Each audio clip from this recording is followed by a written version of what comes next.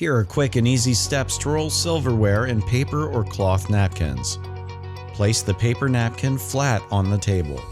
Lay your knife diagonally across the napkin, extending the tip slightly beyond the corner. Stack the fork and then the spoon on top of the knife, ensuring that the handles are even with one another.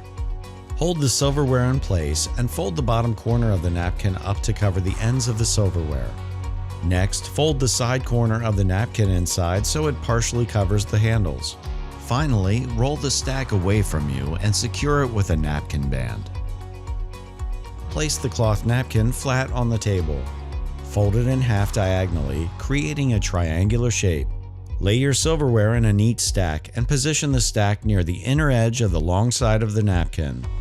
Fold the left corner of the napkin over the silverware first, followed by the right, creating an open envelope shape. Finally, roll the stack away from you.